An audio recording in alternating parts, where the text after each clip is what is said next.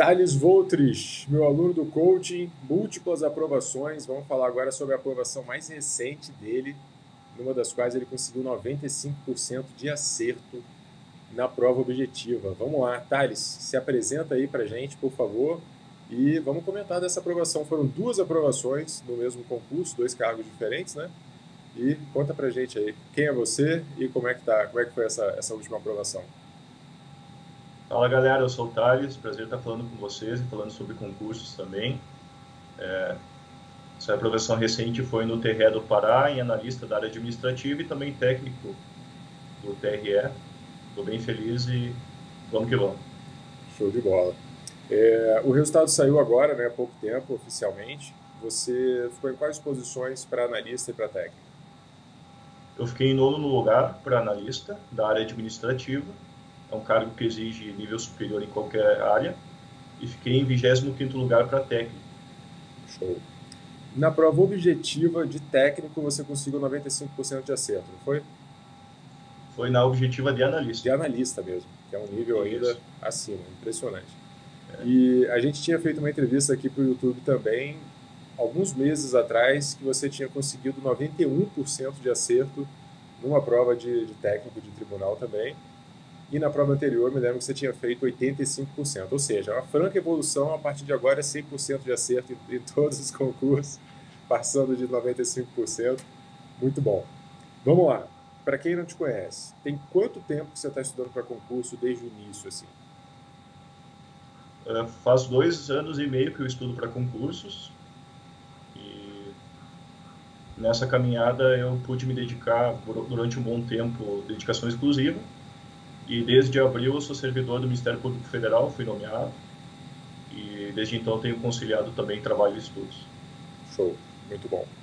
É, No começo da sua preparação, pessoal que está começando, tem muita gente iniciante sempre pesquisando aqui no YouTube. Você começou focado em qual prova no começo?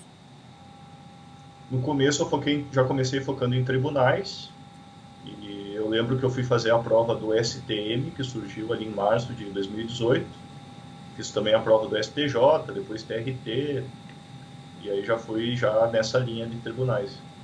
Aí você tinha poucos meses de estudo quando você fez as primeiras provas, né? Uns 3 ou 4 meses? Isso mesmo, né? Show, show. E a gente pediu, inclusive, para os alunos do coaching, o Thales é meu aluno do coaching, a galera já conhece, volta e meia ele participa de alguma live comigo, e mandaram algumas dúvidas também. Uma delas foi, você se lembra mais ou menos como é que foi no começo da preparação, vencer o ciclo básico, aquelas matérias iniciais, se você demorou, se você achava que estava difícil, que não estava entendendo, como é que foi esse processo do começo, assim? Já tem 2 anos e meio, mas vê se você consegue lembrar. Olha, Diogo, o começo foi muito doloroso, porque a gente está entrando nesse mundo de concurso. Primeiro, antes de começar a estudar, meio ano antes, um ano antes, eu procurei me informar o que que era o mundo dos concursos, procurei estudar técnicas de estudo, procurei ver melhores formas de aprendizado, para conversar não, pelo menos ler depoimentos de pessoas que tinham já sido aprovadas para tentar ter uma ideia de onde eu estava me inserindo.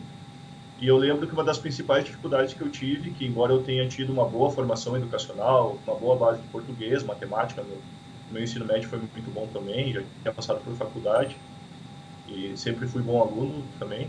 Eu lembro que eu tinha dificuldade de ler, assim, durante muito tempo e ler uma quantidade muito grande de matérias e eu cansava muito no começo.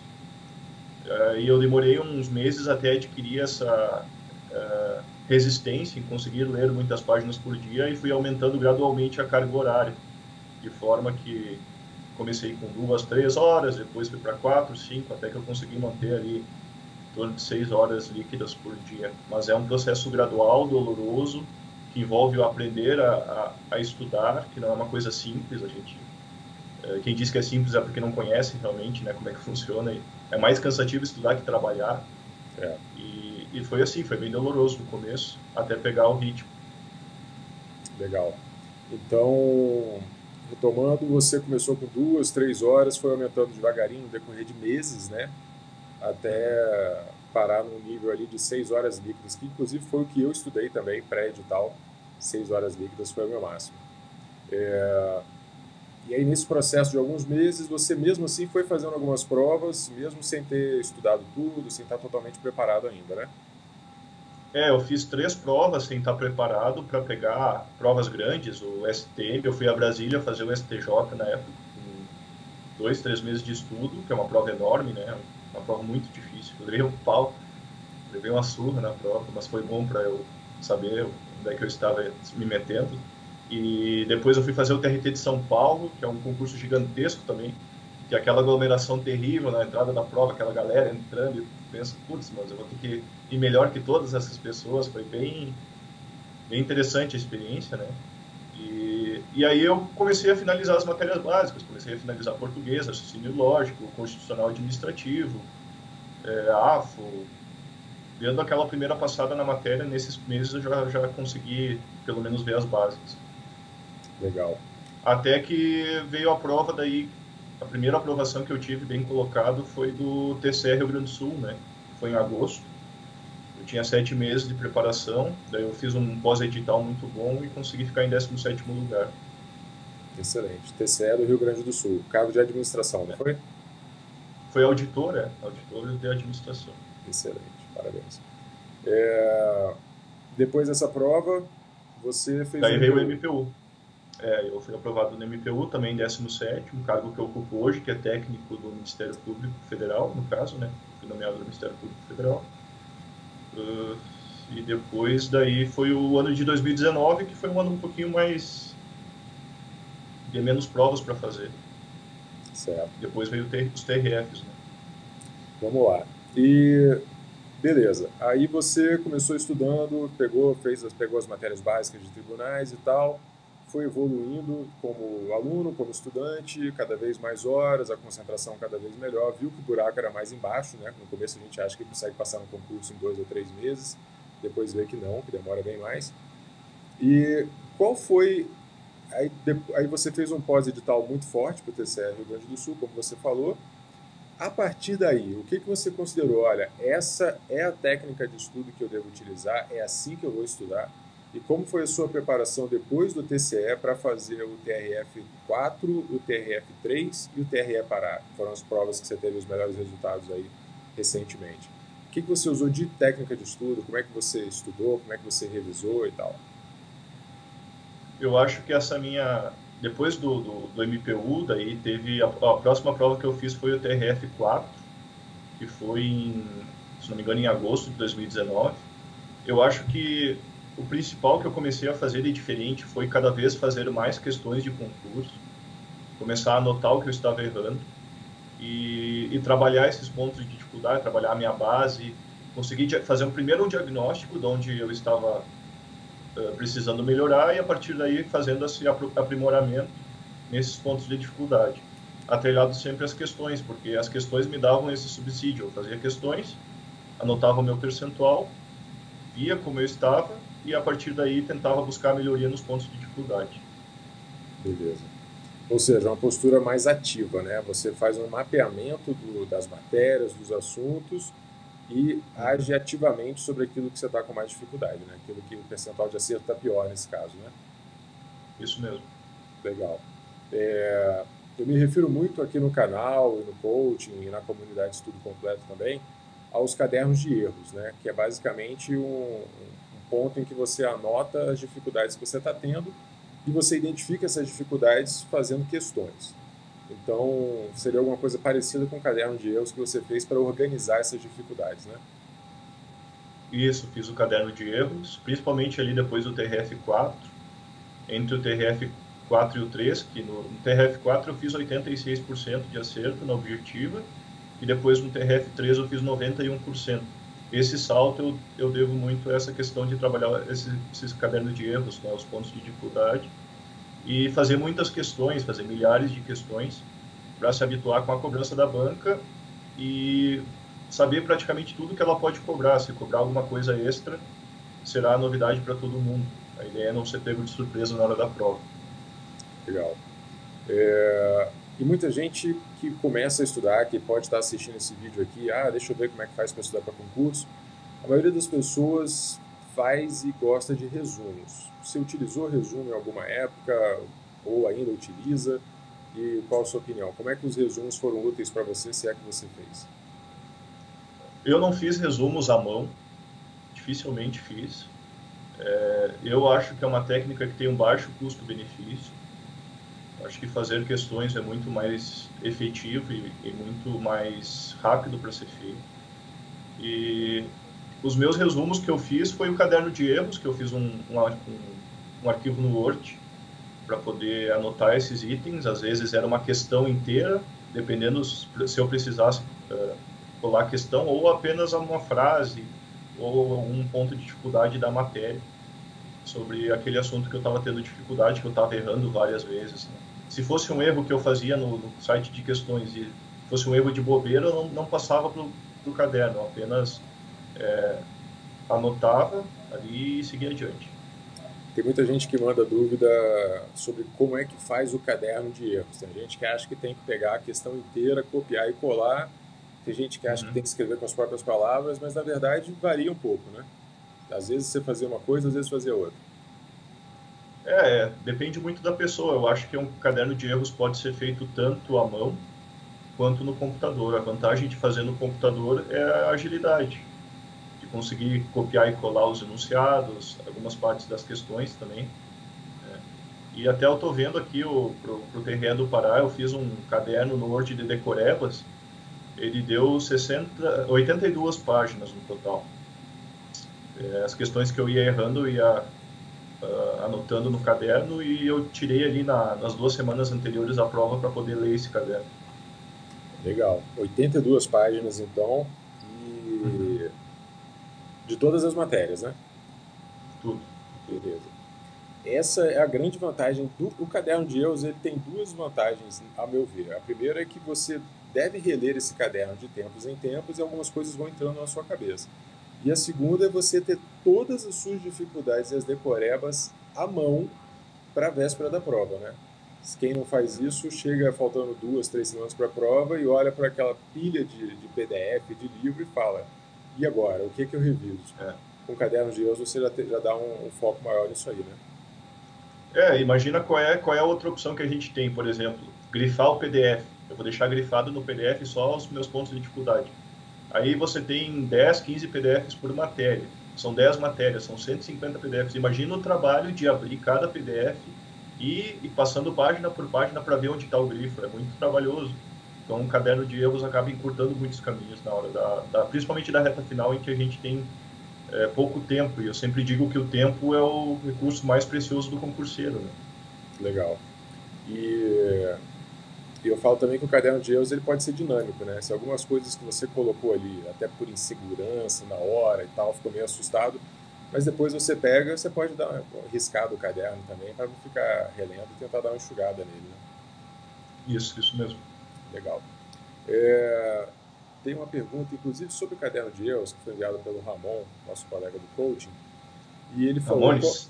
Ramones, ele mesmo, qual a periodicidade de revisão do caderno de erros que você mantém hoje e que você manteve durante a preparação? Hoje eu mantenho uma vez por semana, mais ou menos 1, 2 horas por semana. E no momento eu estou fazendo. Cada matéria eu pego uma semana para ver os erros. Né? Mas depende muito do teu ciclo. Tu podes incluir no horário da matéria, ou podes deixar um horário à parte também para poder ler o caderno. Eu, pela minha carga horária, que está um pouquinho reduzida, eu faço uma vez por semana e tiro uma matéria por semana. Então, se forem 8 matérias, em 2 meses eu vou conseguir ler todas as decorebas de todas as matérias. Ah, entendi. Uma vez por semana você lê cadernos de erros, mas é de uma matéria só. Uma semana você lê o caderno de uma Isso, matéria só. isso, trabalho os erros de uma matéria. Tá. E agora É você que está... foi a forma que eu consegui encaixar no meu ciclo. Talvez se eu estivesse com dedicação integral seria diferente. Quantas horas você está estudando por dia agora? Hoje eu estou estudando mais ou menos umas 2 até 3 horas por dia. Legal. É bom falar isso, porque no começo a gente falou que você estava com dedicação exclusiva, fazia 6 horas líquidas, aí o povo já pensa, pô, eu não tenho chance, eu trabalho o dia inteiro e tal, e agora você trabalha também, mas a diferença que essa carga horária faz é que quem tem mais tempo livre estuda mais rápido, né? Consegue pegar as coisas mais rápido. Mas com 2, 3 horas Isso. por dia dá para fazer uma preparação também. Eu vejo que a maioria das pessoas que são aprovadas em concurso, inclusive de alto nível, trabalham e estudam ao mesmo tempo. Então, essa questão de ter dedicação exclusiva não necessariamente é uma vantagem, porque quem trabalha e estuda tem menos tempo e acaba dando mais valor ao tempo que tem e aproveitando melhor o tempo. Exatamente, muito bom. Então, hoje você tem os cadernos de erros, você faz separados por matéria, né? Que você estuda uma semana cada matéria. E aí os cadernos das matérias do TRE Pará, por exemplo, você guardou, não utiliza mais, matérias saíram do seu ciclo, porque agora você está focado em outra prova. Isso mesmo. E a base do caderno de erros são as questões. Então você vai pegar aquelas questões que você errou e não sabe porque errou, errou por desconhecimento da matéria, não foi erro por não ter lido enunciado direito, algum erro de falta de conteúdo, tem que saber identificar isso. E aquelas questões que você ficou com muita dúvida e acha que é uma coisa interessante de trazer para o caderno. São essas informações que vão acabar vindo para o caderno de erros. Beleza. E como que você faria agora, então, por exemplo, saiu um projeto básico do concurso que você quer e tem uma matéria nova. Como que você estudaria essa matéria totalmente do zero, uma matéria que você nunca viu antes, a partir de agora na preparação? Eu pegaria um PDF para ler, leitura de PDF, questões do fim da aula do PDF como forma de fixação. Se tivesse no pós-edital, eu acabo tirando as revisões via questões por causa do tempo. Então eu faço a matéria inteira e depois no fim eu volto para fazer as questões. Se eu estivesse com mais tempo, a prova não estivesse muito próxima, eu poderia fazer as revisões via questões. E aí a matéria finalizada, ela vai para o site de questões, dividindo em vários assuntos a matéria e fazendo cadernos de questões ali, ou no TEC Concursos, ou no Q Concursos, resolvendo 10 a 15 questões por caderno e vai girando esses cadernos e anotando daí o que você está errando nesse caderno de erros que a gente comentou antes. Legal, beleza. E você chegou a fazer algum simulado? Você faz de vez em quando? Agora que você está num estudo avançado, nesse caso, você já está com todas as matérias lidas. Você já faz simulado? Como é que é? Eu não fiz ainda desse próximo concurso. Eu acho que o simulado, ele até pode ser útil, mas você tem que ter um ranking para ter um parâmetro ali de como você está. E o resultado em si do simulado ele não diz muita coisa, a menos que você tenha um ranking. Ele é interessante para se manter ativo, mas o grande perigo do simulado é que ele pode baixar muito a tua confiança, se você vai mal no simulado, por exemplo. Então tem que tomar muito cuidado e não levar tão a sério o resultado do simulado assim, a ponto de abalar a tua preparação. Então eu acho que no pós-edital talvez não seja tão interessante fazer o simulado. Talvez numa época mais tranquila, que nem agora que as provas estão suspensas, para ter uma forma de treino e também fazer essa medição com os outros candidatos, quando tiver um ranking, seria interessante fazer um simulado. Essa é a minha visão. Beleza. Eu concordo também, a minha visão de simulado é que realmente ele tem uns pontos negativos assim meio complicados. Agora, tem uma coisa importante que isso serve para o simulado também para qualquer medição que você vai fazer do seu conhecimento.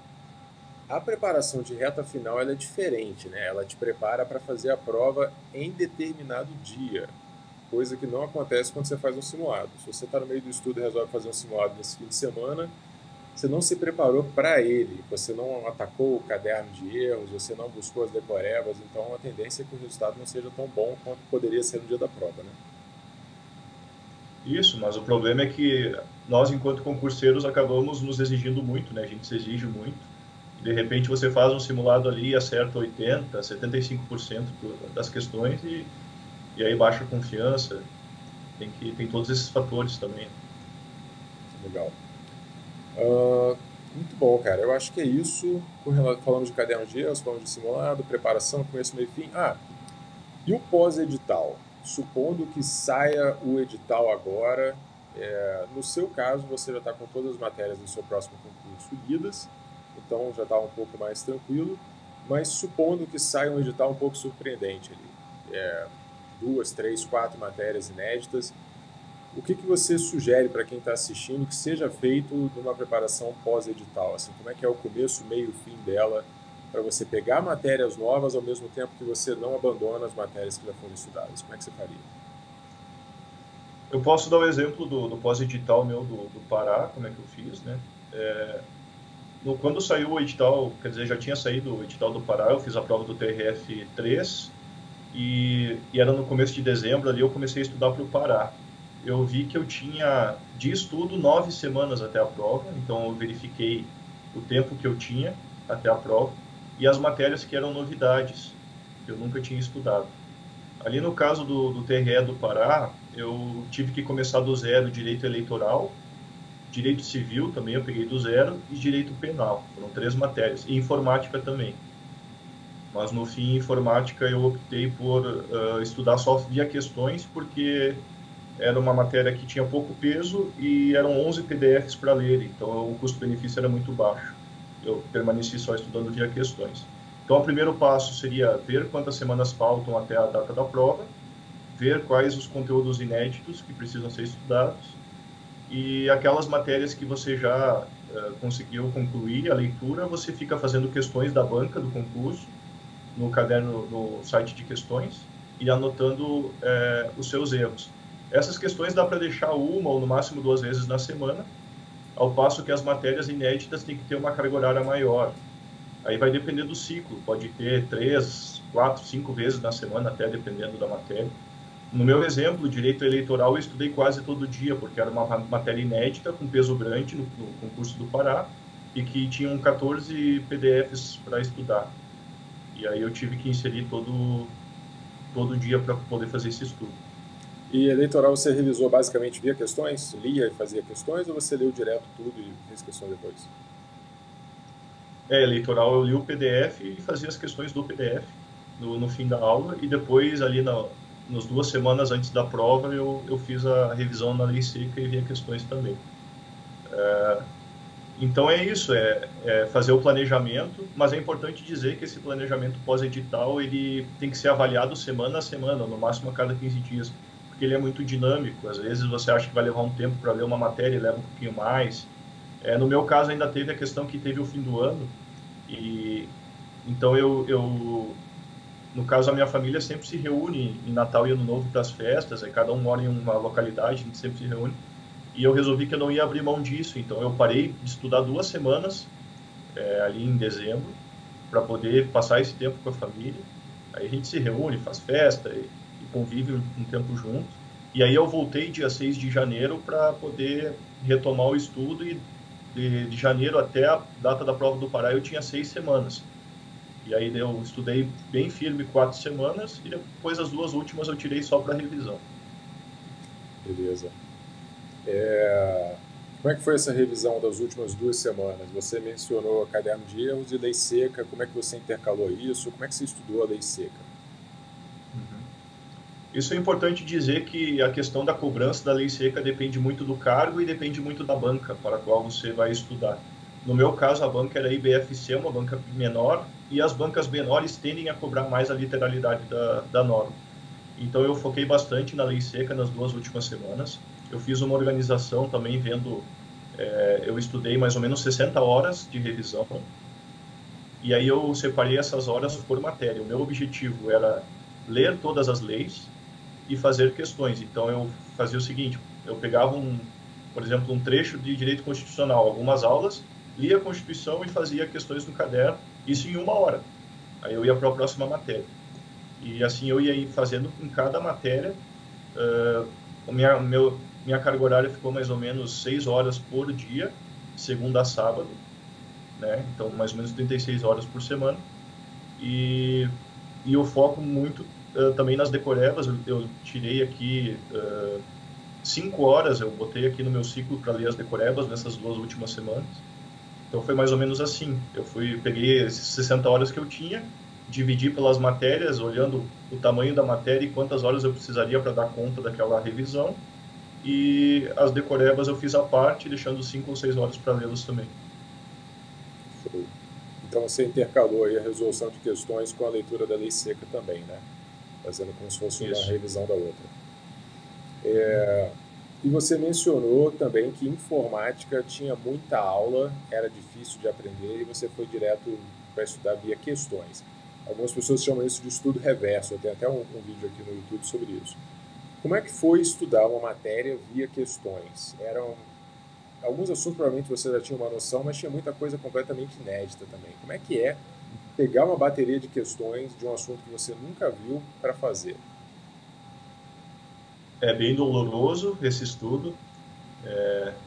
Informática, ela é uma matéria que, em tese, ela não é difícil, porque é do dia a dia, mas ela tem muita decoreba, e você só pega fazendo questões. Foi uma tática acertada, ao meu ver, não estudar os PDFs, porque ela é uma matéria pequena, tanto que caiu só 4 questões na prova, e na parte de conhecimentos básicos, que tinha peso 1. E eu errei 4 questões na prova, de 80, sendo 2 delas de informática. Mas mesmo assim eu acertei 2, né? Então acho que foi uma estratégia correta, e eu faria tudo de novo se tivesse que fazer agora. Custo-benefício ruim de gastar tempo demais com ela, né? Uhum. Muito bom. Cara, acho que basicamente isso a gente conseguiu abordar bastante coisa. Com relação à preparação, à vida de concurseiro, essa vida bandida aí de estudar para concurso, algumas considerações, algumas palavras finais aí, o que você diria para quem está estudando, para quem está no começo e para quem está já há muito tempo estudando, o que você já experimentou que pode servir para essa galera? Eu diria para que só não passa quem desiste, é um chavão, mas é verdade, né? A gente tem que seguir no caminho. Eu sei que nós não estamos enfrentando um momento muito fácil, que não é fácil estudar todo dia, às vezes sem ter perspectiva de prova, mas tem que pensar que se sair o edital e se a prova acontecesse hoje ou semana que vem, será que você estaria preparado? Muitas vezes não, a maioria das vezes a gente não está preparado. Então, a importância, mais importante do que ter quantidade de estudo, é ter constância no estudo. Mais vale estudar um pouco cada dia do que estudar muito e depois não ter essa constância. Eu diria para seguirem firmes, que uma hora a nomeação vem, a posse vem, e é uma sensação indescritível, maravilhosa, que não tem preço, e é a concretização de um sonho vindo à tona e você poder realizar as coisas que você sempre sonhou. Bacana, cara, muito bom. Beleza. Muito obrigado mais uma vez, né? Mais uma entrevista aí de um resultado espetacular. Para quem não é do coaching, o Thales volta e meia participa das lives do coaching também, me ajudando a responder dúvidas dos alunos e tal. Então já é um. Quem quiser pode me seguir no Instagram, lá é concurseiro.gaúcho. Eu tenho meu canal para interagir com a galera dos concursos, postar dicas. Toda semana eu estou postando dicas lá. Quem quiser pode seguir. Legal. Vou botar um link pro Instagram dele aqui na descrição do vídeo também. Quem quiser já entra lá e segue. É isso aí, cara. Muito bom, muito obrigado. Parabéns mais uma vez pelas aprovações e vamos lá que a gente ainda vai ter mais entrevistas no futuro aí para fazer. Tomara. Valeu, um abraço a todos e bons estudos. Valeu, cara. Obrigadão. Até a próxima. Valeu.